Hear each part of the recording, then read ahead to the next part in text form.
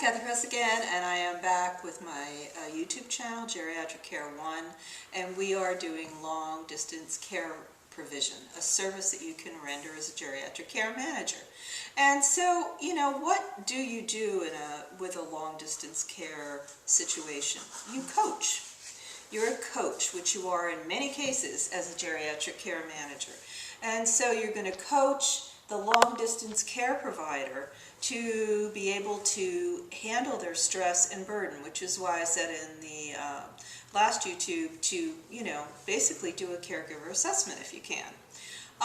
So you're going to coach basically to figure out, where their stress is, and their stress is they're flying in, their loved one lives long distance, that's part of the stress. And you want to coach them to how frequently do they really want to visit, because that's part of it. I mean, you are there, you can do it, that's part of your job.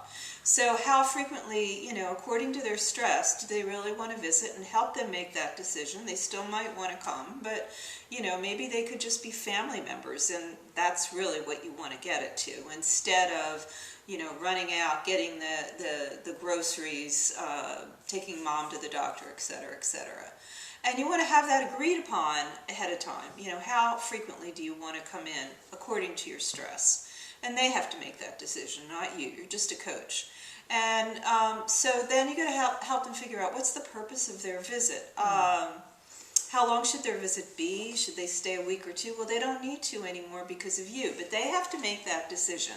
And you have to explain to them all of your services in the very beginning so they understand it's being taken care of. I can just visit my mom and I don't have to stay 2 weeks. You should figure out what works for them according to their job stresses or their job priorities, what works for them for their level of exhaustion. This is why you do a care provider assessment. And their financial burden. It's really expensive. I mean, just think of gas right now. It's expensive to fly, it's expensive to drive, so, figure all this out as you're doing your caregiver assessment, and help them, as coach, figure out how much they want to visit, so you can take over. And then, during the visit, they can take the older person to the doctor, and sometimes they still want to hold on to that, and that's okay.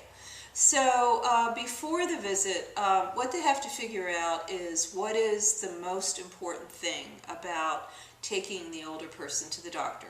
What do they really want to talk about? And that takes talking to the older person, that's their family member, and themselves. And by the way, this is really applicable to you as well, if you want to take someone to the doctor. These are the steps you'd handle. So they would go through the pre-visit, like what are the questions that I really want to ask? Thinking about that, asking the older person, why do they want to see the doctor? What questions do they want to ask the doctor? Make an appointment, and they should make the appointment before they leave, actually, and call the nurse. First of all, call the person who makes the appointment, transfer the doctor's nurse, and then tell the nurse what are your major concerns so she can relay them to the doctor. So the doctor already knows, because as you know, lots of times when you take an older person to the doctor, there's 10 minutes here, that's all you have in the visit. The older person wants to talk about this, that, and the other thing, which they're lonely most of the time, they can. But the doctor can intervene where you can't really, and say, let's talk about this. And they don't necessarily have to say that they heard it from the adult child. So ask the nurse, and then tell the long distance care provider to fax the questions that you want answered, or that you're concerned about, to the doctor, so that the doctor's office, so the doctor has that beforehand, because lots of times they're so busy they would forget. So make the most of a visit, and this goes for you and you coaching a long distance care provider. So what you want to do is call ahead of time and really find out the scope of that doctor's practice, because if you don't know, if it's not a doctor you've taken a person to frequently, or even a long distance care provider might know. It might be a primary physician they've gone to forever. The adult child should know. Could be a geriatrician. It's very rarely a geriatrician. It could be an internist. It could be anybody. But figure out what kind of doctor is this that they're seeing. That's really important to really understand. And then, you know, figure out the problems, as I said, and give yourself, tell them, and you're coaching the long distance care provider, tell them to give themselves an important label, and that is they are the hands-on care provider. They're the main care provider, and they have to really see themselves. That gives them power, and they do have power in that sense. So don't just come in, you know, and say, I'm their daughter. They are the main care provider, and especially if they have the power of attorney of healthcare, they need to say that as well, because that gives you even more power. No, this is not Napoleon. We're talking about having the doctor really pay attention.